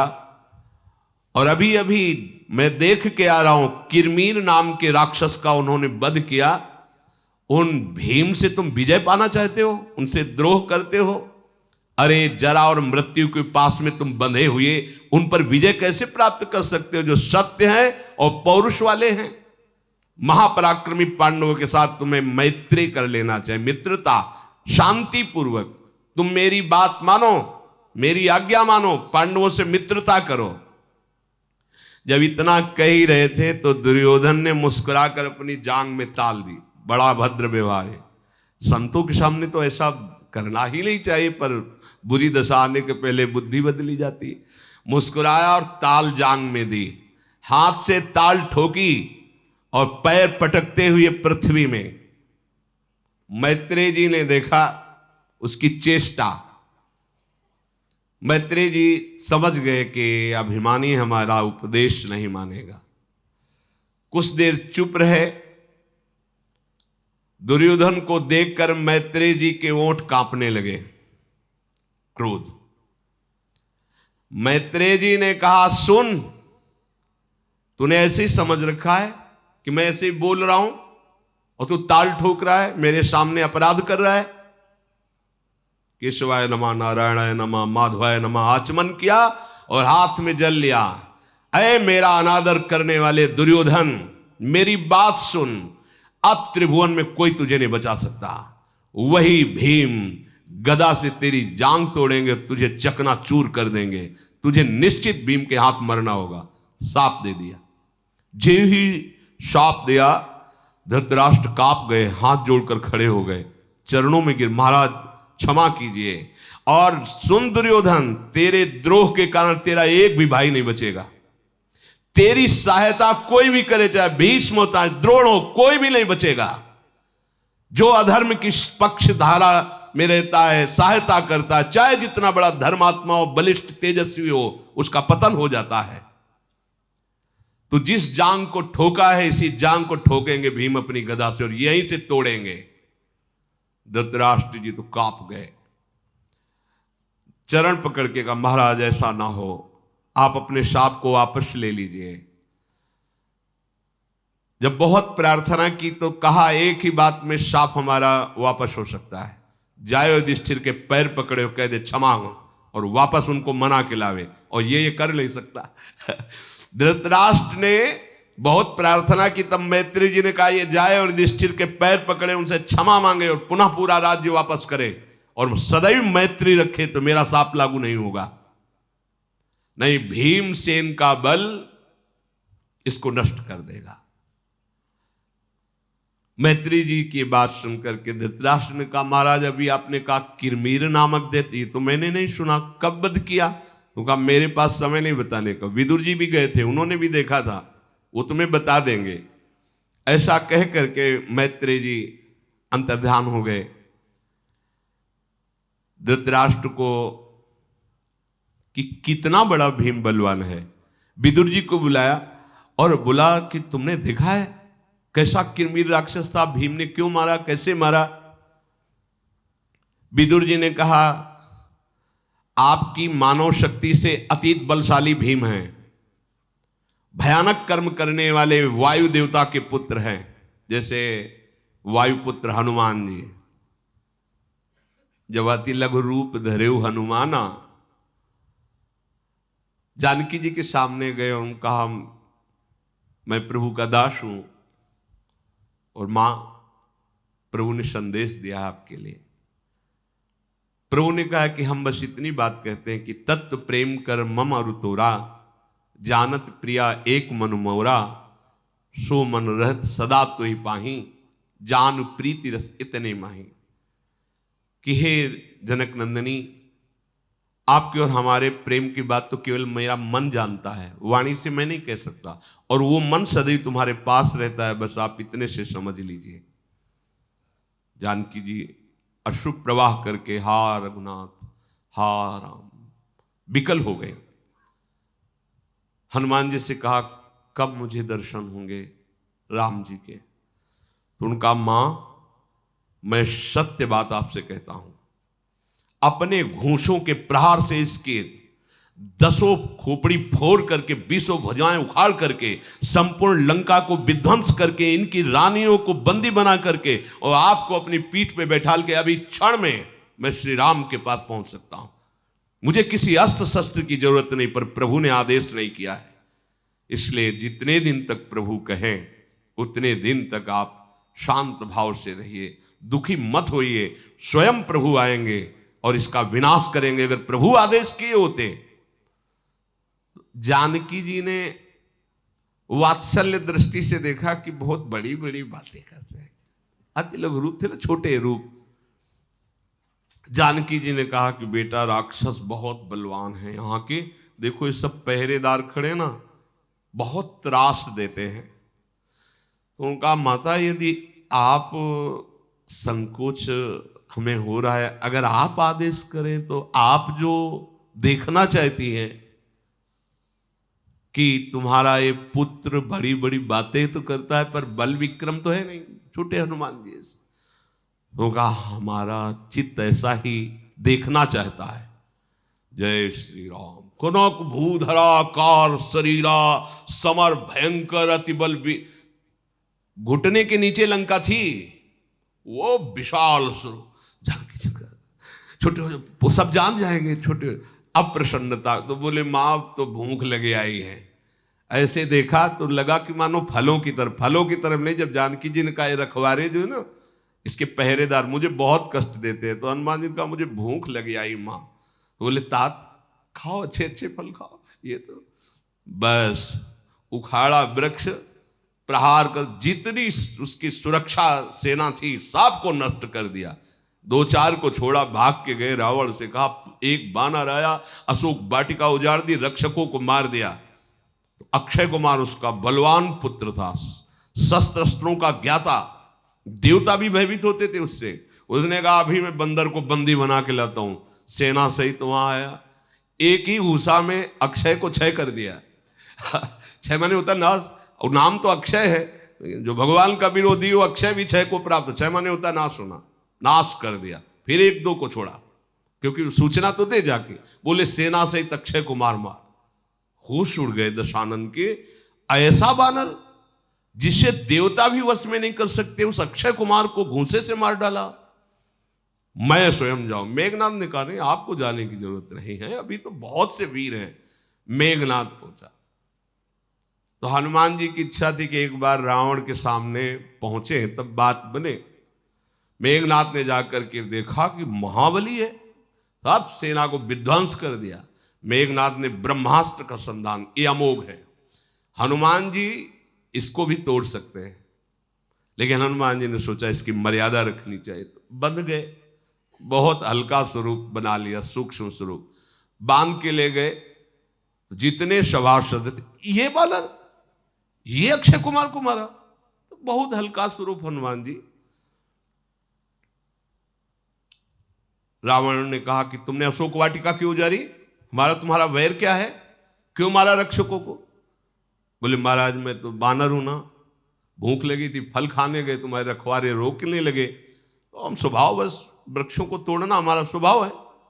कपि स्वभाव ते तोड़ रुखा, और जिन मोहि मारा ते मैं मारे। मैं कमजोर थोड़ी हूं, जिसने मारा मैंने मारा उनको। तुम्हारे पुत्र ब्रह्म पास में बांध करके लाए, मुझे इसकी भी कोई परवाह नहीं। जिन मोहि मारा ते मैं मारे, तिन पर बांधे तने तुम्हारे, मोहि न कछु बांधे कर लाजा, कीन चाहो निज प्रभु कर काजा।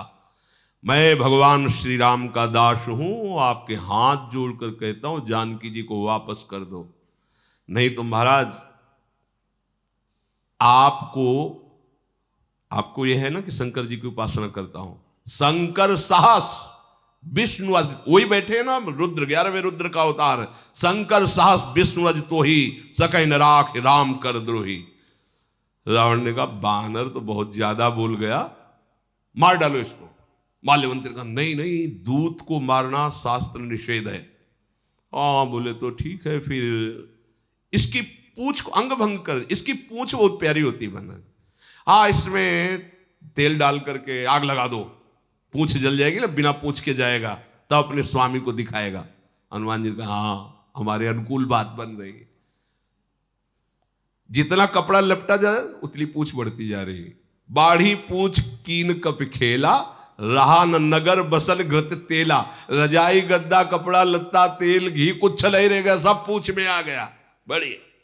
और फिर वो स्वरूप धारण किया, जैसे बतेला लगाया जाता है ना, संकल्प और अग्नि दोनों के उससे स्वर्णिम लंका भस्म हो गई, त्राहिमाम मच गया।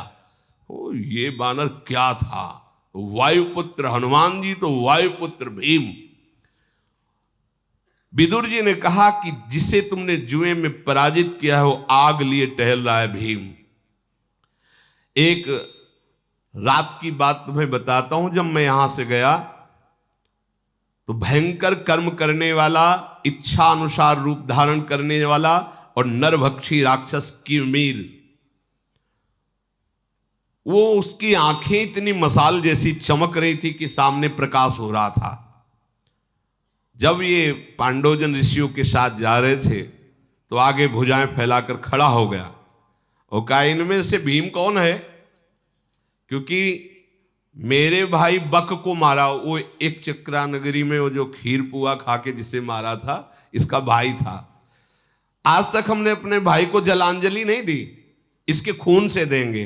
और मेरा बहुत प्रिय मित्र था हिडिंब, उसको भी मारा, उसकी बहन से ब्याह कर लिया। कौन है इसमें से? भीम कौन है?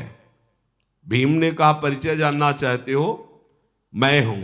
अये क्रूर राक्षस, जहां तेरा मित्र गया तेरा भाई गया है, तुझे जलांजलि या रक्तांजलि देने की जरूरत नहीं है, मैं तेरे को वहीं पहुंचा देता हूं। उस राक्षस ने माया प्रकट की, बड़े बड़े पाषाण बरसने लगे, अग्नि बरसने लगी। धौम्याचार्य जी ने अग्नि निवारण, पाषाण निवारण, दिव्य मंत्रों का उच्चारण किया तो उसकी माया नष्ट हो गई। युधिष्ठिर बोले कि भाई तुम क्यों मरना चाहते हो? हम लोगों को तो वैसे ही कष्ट मिल रहा है, जुए में हार गए, वनवास भोग रहे, हमने तुम्हारा कुछ बिगाड़ा नहीं है, तुम जाओ अपना आनंद लो जाकर वन में, हमें क्यों परेशान कर रहे हो? उसने कहा कि मैं रात दिन इसी बात में जलता था कि कभी भीमसेन हमारे सामने पड़े, कब मिले, कैसे मिले, तो मैं बदला निकालूं अपने भाई का, अपने मित्र का। आज मैं बदला लूंगा, और ये बहुत बलवान है, इसका रक्त जब मैं अपने भाई को तर्पण करूंगा तो तृप्त हो जाएगा। ऐसा कह के वो कुपित होकर के भीम पर बड़ा विशाल रूप धारण करके टूटा। तत्काल अर्जुन ने गांडीव धनुष पर प्रत्यंचा चढ़ाई। भीम ने कहा, नहीं, जरूरत नहीं, इसने मेरा नाम लिया है, हम काफी हैं, तुम दूर केवल खड़े देखते रहो। भीम ने एक बहुत लंबे वृक्ष को उखाड़ा और पत्ते झाड़कर उसको हाथ में लिया और उस राक्षस पर प्रहार किया। वो राक्षस मुस्कुराता रहा, कोई असर नहीं हुआ। उस राक्षस ने भयंकर पहाड़ उठाया और भीम पर दे मारा। तो ये तो जब कुछ ही दिन के थे और मां के गोद से गिर गए थे तो पहाड़ चकनाचूर हो गया था, तो पहाड़ क्या करेगा? स्तब्ध होकर भीम खड़े रहे। फिर क्रोधित होकर भीम आक्रमण किया और अपनी भुजा, भीम की भुजा में जो फंस गया तो मानो यमराज की पास में बंध गया, अब निकलना मुश्किल है। भीम ने उसे पकड़ लिया और गजराज जैसे किसी कमल को मसले ऐसे उस किरमीर को चूरमा बना दिया। फिर गिरा करके उस ऐसे पीठ पे घुटना रख करके उल्टा तोड़ दिया उसको, किरमीर को। तो विदुर जी ने कहा फिर इसके बाद उसको देर तक घुमा घुमा घुमा घुमा कर तो ऊपर ही मर गया इतने में। फिर उसको फेंक दिया। महाराज, जिससे देवता भी भयभीत होते थे, उस दैत्य के प्राण निकल गए किरमीर के। तो महाराज, अब ऐसे पांडवों से आपको कैसे रक्षा कोई कर सकता है जब ये अपने क्रोध में आएंगे? इसीलिए धर्मराज युधिष्ठिर को किसी तरह दुख न पहुंचे, फिर मैं आपसे प्रार्थना करता हूं, आप संभाल लीजिए। इधर द्वारिकाधीश भगवान श्री कृष्णचंद्र जी और वृष्णि अंधक वंश वीरों ने जब सुना कि पांडवों को दीपकीड़ा में परास्त कर दिया गया और वो वनवास कर रहे, तो पूरी फौज के साथ, द्वारिका की फौज, और इधर पांचाल राजकुमार धृष्टद्युम्न ने सुना मेरी बहन के साथ सभा में ऐसा, वो पूरी सेना के साथ वन में। दृष्टकेतु महापराक्रमी लोक विख्यात के राजकुमार, इनकी पुत्रियां नकुल सहदेव को ब्याही गई है। ये सब वहां वन में मानो कोई महायुद्ध होना हो ऐसे सब एकत्रित हुए। भगवान श्री कृष्ण को आते देखकर पांडवजन सब ब्रह्म ऋषि खड़े हो गए। भगवान आकर के ब्रह्म ऋषियों को प्रणाम किया, युधिष्ठिर जी के चरण छुए, सबका स्वागत सम्मान करके बैठाला। श्री कृष्णचंद्र जी ने कहा कि आज जान पड़ता है कि दुर्योधन, कर्ण, दुरात्मा, शकुनि और दुशासन के द्वारा ये पृथ्वी वीरों रहित हो जाएगी, क्योंकि जब हम सब विरोध में खड़े होंगे तो इनका नाश निश्चित है। हमें लगता है इन दुरात्मा वीरों की खून से प्यासी है भूमि। युद्ध में जिसे कोई परास्त नहीं कर सकता, वैसे हम और हमारे संबंधियों से कोई वैर ले ले और फिर वो सुखपूर्वक रह सके। छल कपट के द्वारा तुम्हें परास्त किया गया है और ऐसे छली और कपटी को मारना है मेरा सनातन धर्म है, भगवान ने कहा। कुंती पुत्रों, तुम्हारे अपमान से आज सारी पृथ्वी दुखी है। मैं स्वयं श्री कृष्ण कुपित हो गया हूं। अगर जरा भी तुम्हारा इशारा हो तो अभी पूरा हस्तिनापुर भस्म हो जाएगा। नारायणी सेना पूरा और ये धृष्टद्युम्नादि वीर हाथ जोड़ करके युधिष्ठिर ने कहा कि महाराज आप किंचन मात्र रोष मत कीजिए, आप हमारे आत्मा हैं, हम सब आपके ही सारे हैं, आपकी बात सुनकर ही हमें महान सुख मिला, परंतु आप कृपा करके अभी शांति में, हमारे जब 12 वर्ष का वनवास 1 वर्ष का अज्ञातवास हो जाए तब विचार करेंगे, अभी तो कुछ नहीं, अभी तो आप शांति बनाए रखिए। भगवान श्री कृष्ण ने कहा युधिष्ठिर तुम अर्जुन की महिमा को नहीं जानते हो, मैं जानता हूं, क्योंकि ये मेरा ही स्वरूप है। महात्मा अर्जुन इतने शक्तिशाली हैं कि किसी भी तरह से इन पर विजय प्राप्त नहीं की जा सकती। जैसे मेरे पर कोई विजय प्राप्त नहीं कर सकता, ऐसे अर्जुन पर। जानते हो महाराज युधिष्ठिर ऐसा क्यों? क्योंकि अर्जुन मैं हूं, मैं ही अर्जुन हूं। जो मेरा शरणागत है, मेरा अपना स्वरूप है, उससे जो द्वेष करता है मैं उसकी दुश्मनी स्वीकार करता हूं। क्या भगवान कह रहे? जो नारद जी ने सूत्र लिखा है भक्ति में, तस्मित तज्जने भेदा भावा, अभेद स्थिति हो जाती है भक्त की, भक्त और भगवान में भेद नहीं रहता। तो भगवान कह रहे हैं जो अर्जुन से द्वेष करे वो मेरा द्वेषी, जो मेरे शरणागत से द्रोह करे वो सीधा दुश्मनी मैं लेता हूं, और जो मेरे दुश्मन है उनको सृष्टि में कहीं भी चैन मिल जाए, ऐसा कैसे हो सकता है? इसलिए महाराज कुंती कुमार अर्जुन की तरफ दृष्टि रख करके तुम सदैव निर्भय रखना, क्योंकि मैं ही कुंती कुमार अर्जुन के रूप में हूं। अर्जुन मैं है और मैं अर्जुन हूं।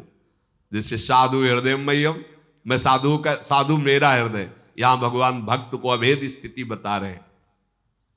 हम दोनों में भेद बिल्कुल नहीं है। ये जो अर्जुन है अगर ये रोष में आ जाए तो इस सृष्टि में कोई वीर ऐसा नहीं जो इनका सामना कर सके। भगवान श्री कृष्ण के ऐसा कहने पर धृष्टद्युम्न खड़े हुए और उनका मेरी बहन द्रौपदी को सभा में लाया गया और निर्वस्त्र करने की चेष्टा की गई। तो मैं सत्य कहता हूं कि पहले सबसे द्रोणाचार्य का गला उतारूंगा और भीष्म को भी दंड दूंगा कि इतने बड़े धर्मात्मा होते हुए ऐसी सभा में ऐसा अन्याय। धर्मराज शांत रहिए, शांत रहिए, इस समय रोष प्रकट करने का नहीं है। द्रौपदी जी खड़ी हुई और कहा प्रभु आप तो केवल रोष की बातें कर रहे हो, क्या आपको पता है कि मेरे हृदय में क्या हो रहा है?